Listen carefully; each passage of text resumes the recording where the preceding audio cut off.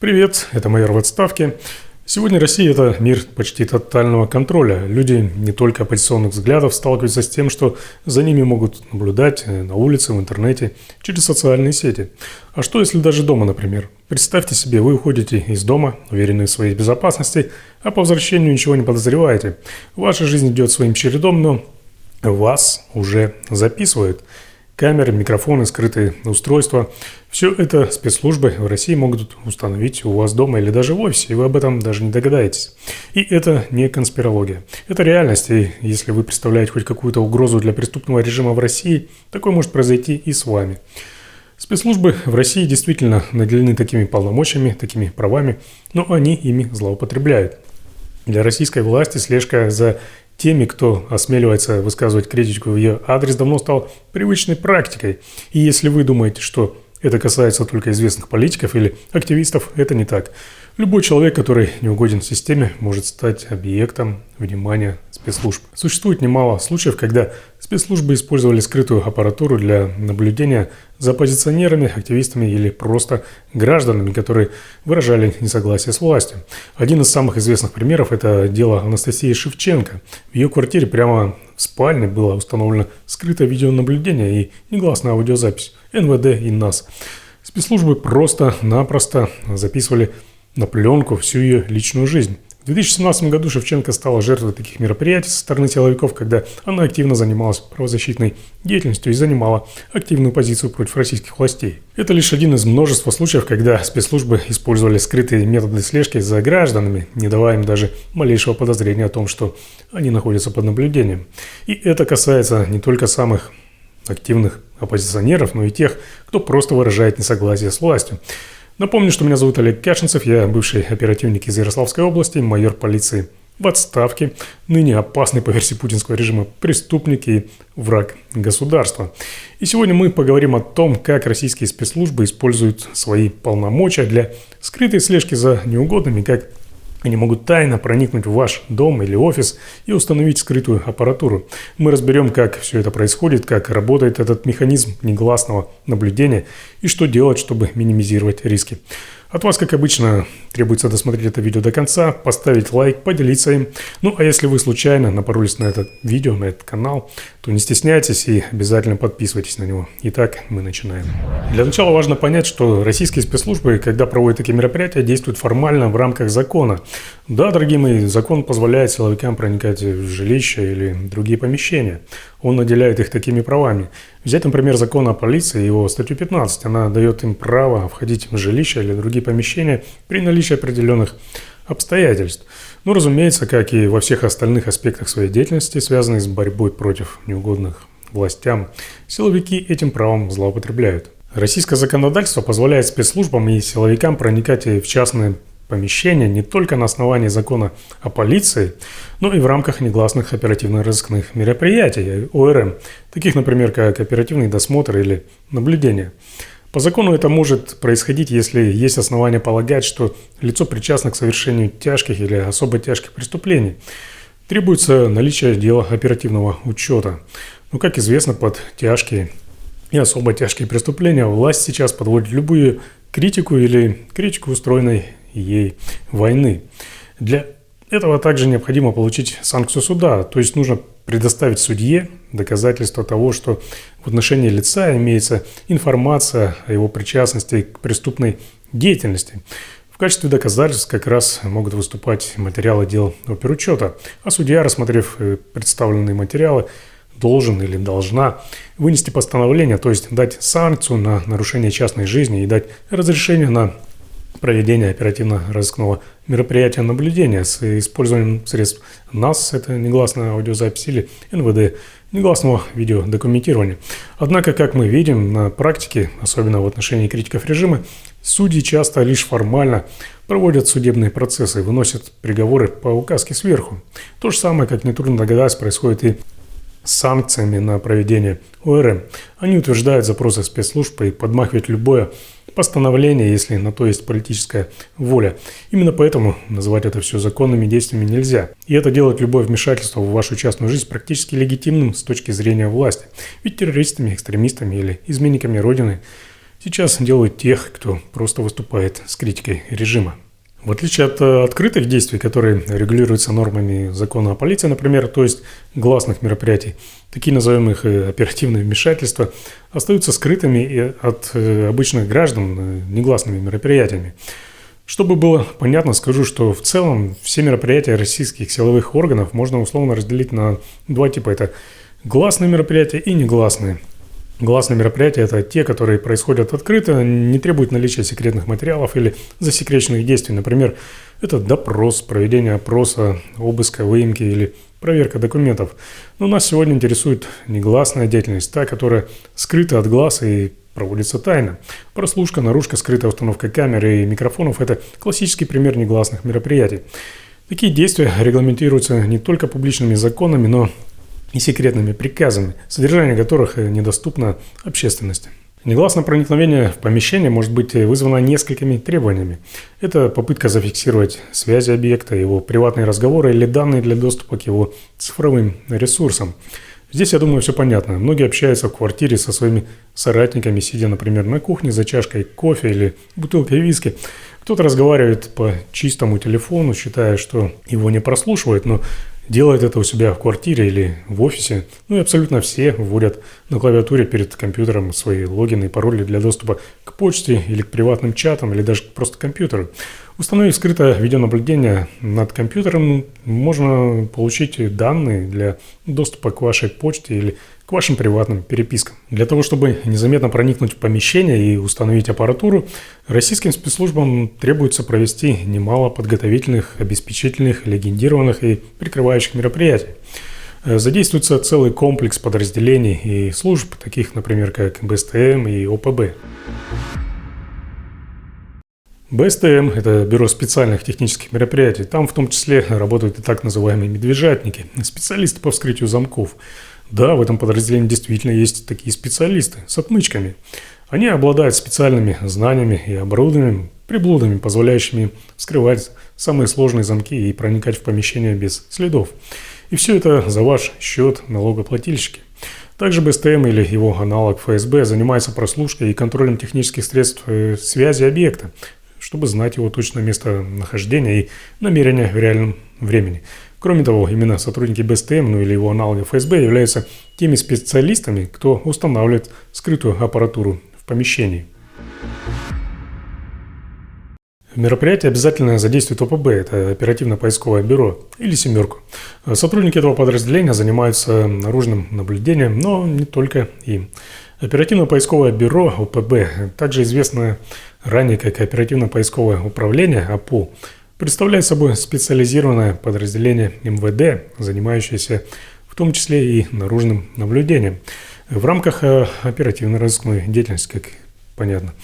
Его задачи включают скрытое визуальное наблюдение за лицами, представляющими оперативный интерес, с целью получения максимально полной информации об их образе жизни, связях и деятельности. Это подразделение считается своеобразной полицейской разведкой и является одним из самых секретных в системе МВД.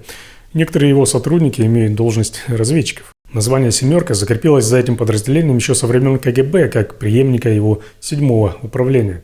Бюро специализируется также на сборе информации, которая может быть использована как для раскрытия преступлений, так и для других оперативных целей, включая слежку за политиками оппозиционными и оппозиционными активистами. Итак, наружка устанавливается за объектом, в помещении которого необходимо установить скрытую аппаратуру, и за совместно проживающими с ним лицами, чтобы никто случайно вдруг не вернулся домой в тот момент, когда идет установка техники. Ведь, согласитесь, это будет неловким моментом, если хозяин квартиры застанет дома спецов из БСТМ, копошащихся в его комнате. Информация от наружки о перемещении объектов передается задействованным службам в реальном времени. Иногда в таких операциях задействуют и наружные наряды, например, ГИБДД, чтобы остановить объект, задержать его на время проведения мероприятия, а в редких случаях даже лиц, которые формально не связаны со спецслужбами, например, могут использовать сотрудников коммунальных служб или представителей частных компаний. Это все курируют оперативные сотрудники уголовного розыска или ФСБ. Процесс проникновения в жилье или в офис может быть достаточно сложным и многоступенчатым. Здесь нужно отметить, что проникновение в помещение – это Не просто установка оборудования, это целый процесс подготовки, который включает несколько этапов. Все начинается с разведки. В первую очередь проверяется, кто проживает или работает в помещении, есть ли в помещении охрана, сигнализация или камеры. Если да, то необходимо нейтрализовать эти системы, либо найти обходные пути для установки. Для выяснения таких подробностей требуется предварительная работа. Для этого также задействует наружное наблюдение, прослушку, легендированные опросы и прочие ОРМ по контролю и сбору информации. Для более точного выяснения, что именно имеется в квартире, сигнализация или видеокамеры владельца и что может представлять угрозу для проведения мероприятия, могут использовать реальный гласный визит под видом, например, следственных действий или гласных ОРМ. Здесь я говорю о таких действиях, как обыск, осмотр места происшествия, обычный опрос в квартире. Разумеется, это делается только в тех случаях, когда объект уже знает, что привлек внимание органов. Ведь мы часто видим, как в отношении политических активистов, например, возбуждают уголовные дела, проводят у них обыски, осмотры и визиты домой. Некоторые после этого остаются на подписке или в статусе свидетелей. Спецслужбы используют самые разные способы проникновения в помещение. Во-первых, они дожидаются, пока все жильцы или сотрудники офиса уйдут, и сам объект, и все, кто с ним проживает, находятся под наблюдением. Тогда наружное наблюдение отслеживает, чтобы никто неожиданно не вернулся домой. Как только выявлены слабые места, начинается сам процесс проникновения. Медвежатники из БСТМ вскрывают замки, не оставляя следов.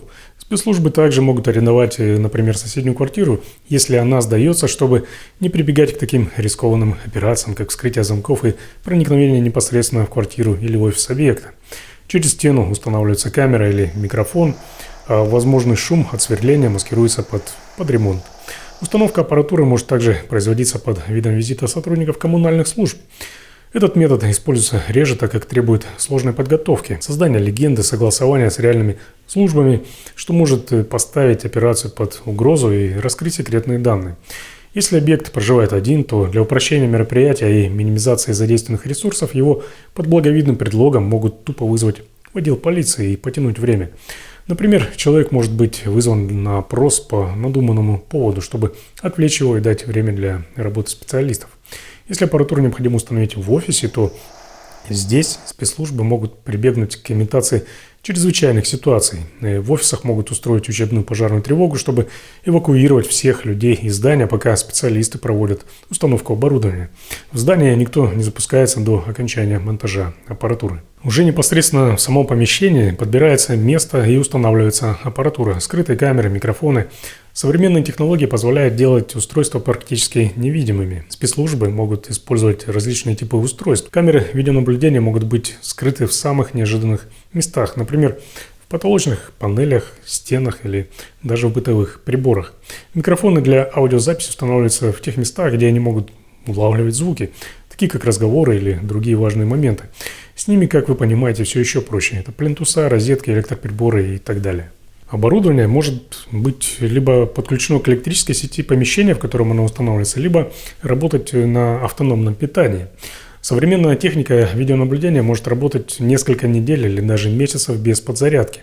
Но чаще стараются выбирать такие места, где аппаратуру можно подключить к электрической сети помещения. Например, в квартире Анастасии Шевченко аппаратуру установили в кондиционер, который висел над ее кроватью. Выбор был очевиден: легкий доступ к электропитанию и скрытое место. Важно понимать, что процесс не заканчивается установкой устройств. Во-первых, спецслужбы должны обеспечить надежную передачу данных и защитить свои действия от возможного обнаружения. Установить аппаратуру скрытно.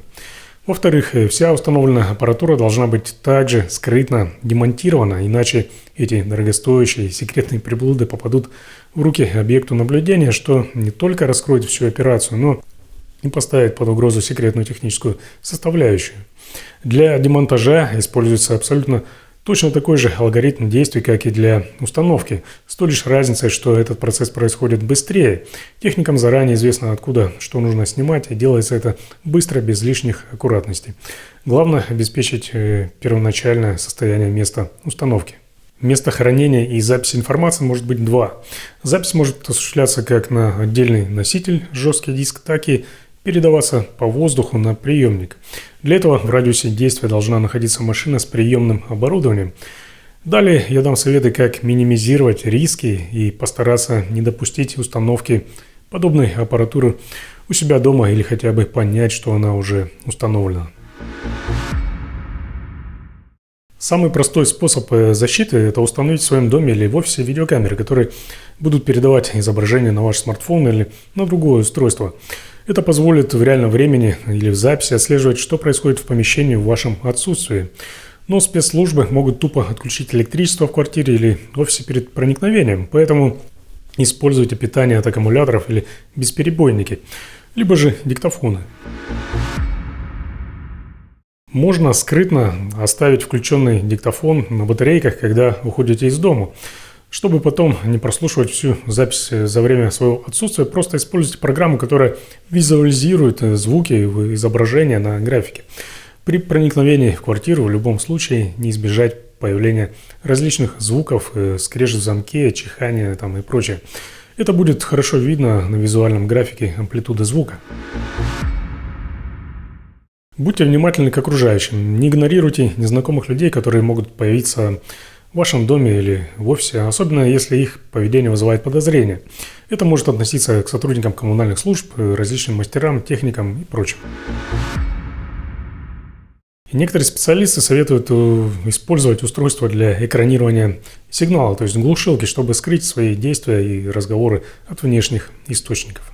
Сегодня под наблюдение с помощью скрытой аппаратуры в России может попасть не только оппозиционер, политик или активист, но и обычный человек, которого эта преступная власть посчитает своей угрозой.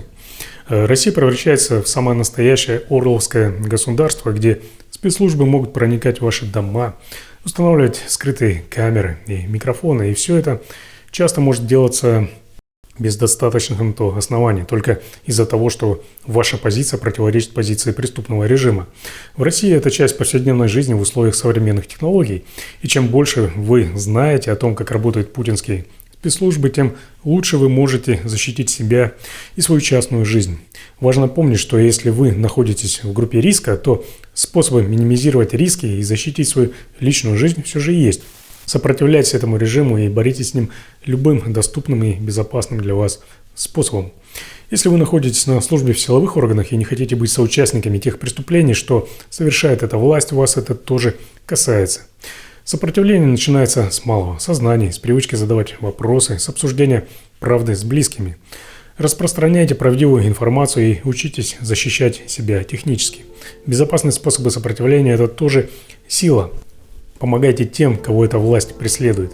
Не молчите и не бойтесь. И помните, режимы приходят и уходят, а народ и свобода остаются.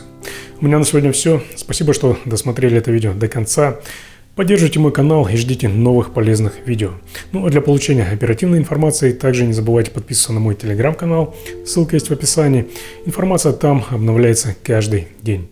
Ну и как всегда, ставьте лайки, делитесь этим видео и подписывайтесь на этот канал. Здесь вас никто не обманет.